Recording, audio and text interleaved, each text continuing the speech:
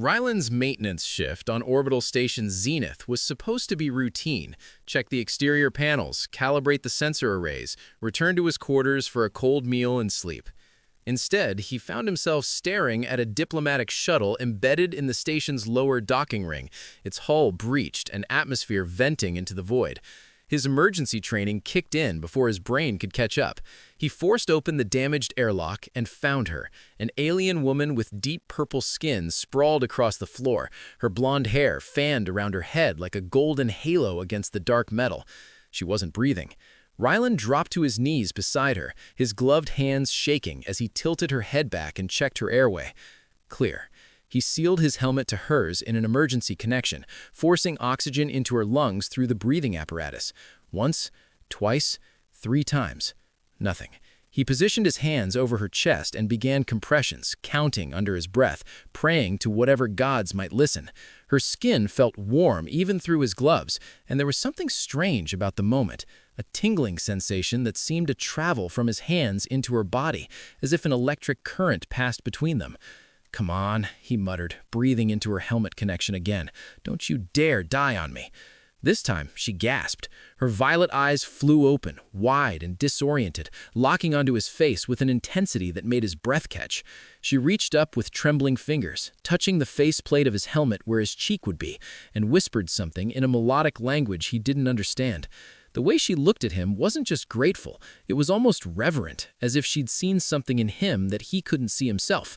Medical teams arrived within minutes, carefully extracting her from the wreckage and rushing her to the diplomatic wing. Ryland filed his incident report in a daze, his hands still tingling from where they'd touched her. Station Commander Davis clapped him on the shoulder and called him a hero, but Ryland couldn't shake the feeling that something profound had happened in that shuttle, something that went far beyond a simple rescue. 3 days later, his comm unit chimed with a priority message. Diplomat Leora Shenvara requests a private meeting. Urgent. The observation lounge overlooked Earth, a swirling blue marble suspended in the eternal night. Ryland arrived early, his stomach churning with nervous energy. When Leora entered, she moved with the grace of someone accustomed to being watched, but her usual diplomatic composure seemed fractured. Her deep purple skin seemed to glow softly in the ambient light, and her blonde hair was braided in an intricate pattern he didn't recognize. She was beautiful in a way that made his chest tight. "Thank you for coming," she said, her English flawless but accented with musical undertones. "Ryland, I know this is irregular, but what I need to tell you couldn't wait for proper channels." She sat across from him, her hands folded in her lap. "Ryland, I'm pregnant." He blinked, confusion washing over him. "Congratulations. I don't understand why you're telling me. The child is yours." The words hung in the air like a physical thing. Ryland's mind went blank, then flooded with 1,000 questions at once. That's impossible. I just performed CPR. That's not how biology works." Leora pulled out a data pad and slid it across the table. The medical scan showed a tiny developing life form, and beside it, a genetic analysis that made his blood run cold. Human markers, unmistakable, mixed with something else, something alien. "My people," Leora began, her voice soft but steady, "were not always infertile. Millennia ago, we reproduced like many species, but our biology evolved, or perhaps devolved, to require something specific. We call it the breath bond. It only activates when someone shares their life force with us in a moment of true death, when souls touch across the threshold." She looked at him with those stunning violet eyes. "You didn't just save my life, Ryland. You awakened something ancient in me, something we thought was lost forever." Ryland felt the room spinning. "I didn't consent to this. I didn't even know this was possible." "I know," her voice cracked slightly. "Neither did I. My people haven't had a natural birth in over 300 years. I'm the last of my bloodline, and I thought I'd die without an heir. But now," she placed a hand on her still flat stomach, "now everything has changed, for both of us." The next 2 weeks became a bureaucratic nightmare. Human officials wanted to know if this was some sort of elaborate alien conspiracy. Leora's own diplomatic council questioned whether a half-human child could legitimately carry their species' legacy forward. Ryland found himself pulled into conference rooms and medical examinations, answering the same questions over and over while lawyers debated the legal implications of an accidental interspecies pregnancy. Through it all, Leora remained a constant presence. They were required to stay on the station during the investigation, which meant crossing paths in corridors, sharing meals in the common areas, attending joint medical appointments to monitor the pregnancy's progress. Rylan watched her as her body began to change. Her purple skin took on a luminescent quality, glowing softly as if lit from within, and she moved with a new kind of energy that seemed both excited and terrified. One evening, after a particularly grueling day of depositions, Rylan found her in the station's botanical garden, a small dome filled with earth plants and artificial sunlight. She was sitting beside a fountain, her fingers trailing in the water, and she looked so lost that something in his chest ached. "Can I join you?" he asked. She nodded, and he sat beside her on the stone bench. For a long moment, neither of them spoke. Then Leora said, "Tell me about Earth, your home." So he did. He told her about the farm where he grew up, about summer nights catching fireflies and winter mornings watching his breath fog in the cold air. He told her about his grandmother teaching him to play guitar on the back porch, about the smell of rain on dry soil. And as he talked, she listened with an intensity that made him feel truly seen for years and first time in years. "On my world," she said quietly, "we have crystal gardens that sing when the wind passes through them, and seas that glow with bioluminescence at night." Her voice grew wistful. "We had music once too, but we lost it during the fertility crisis. Art seemed frivolous when we were facing extinction." Rylan made a decision. "Wait here." He returned 20 minutes later with his acoustic guitar, a battered thing he'd brought from Earth. And there, in the soft, artificial twilight of the botanical garden, he played for her, a simple melody his grandmother had taught him. And Leora cried.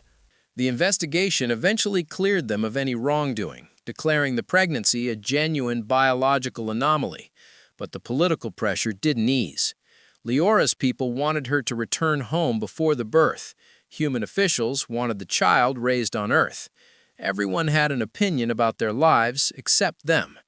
Rylan felt the walls closing in, until one night he found himself standing outside Leora's quarters, his heart pounding with a courage he didn't know he possessed.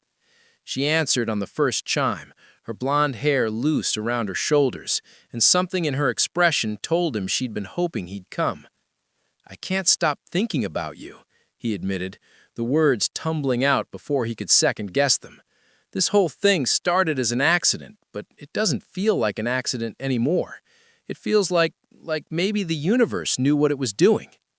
Leora stepped closer, her violet eyes searching his face. "My people believe the breath bond isn't random. They believe it connects souls that are meant to find each other." She reached up, her purple fingers tracing the line of his jaw.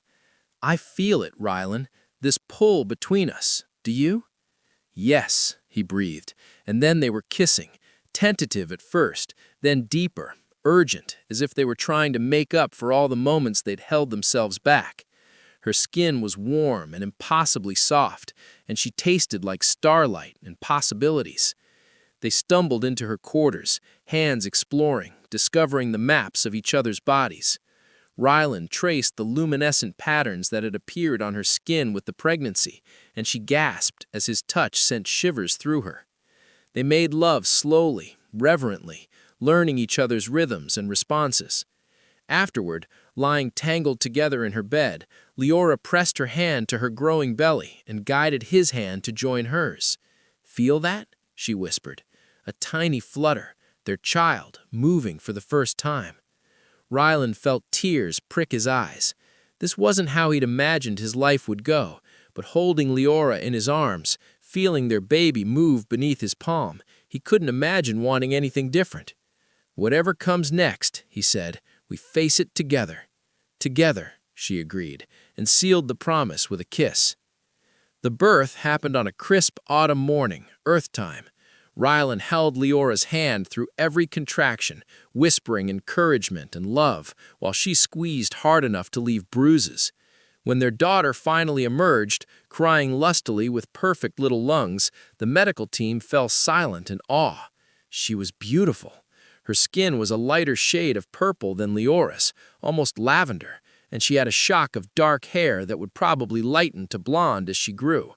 But her eyes were Rylan's, bright blue and curious. "She's perfect," Leora breathed, cradling the baby against her chest. "Look what we made." Ryland couldn't speak past the lump in his throat. He just touched his daughter's tiny hand, marveling when her fingers wrapped around his thumb with surprising strength. They named her Arya, after the musical connection that had brought their parents together. The political debates continued, of course, they always would, but Ryland and Leora had made their own decision. They would raise Arya on the station, in the space between worlds, where she could learn both her heritages. Leora continued her diplomatic work, now with renewed purpose, as living proof that her people weren't doomed to extinction. And Ryland discovered a talent for teaching, helping other engineers while juggling fatherhood with surprising grace. 6 months after Arya's birth, they stood together in that same observation lounge where Leora had first told him about the pregnancy.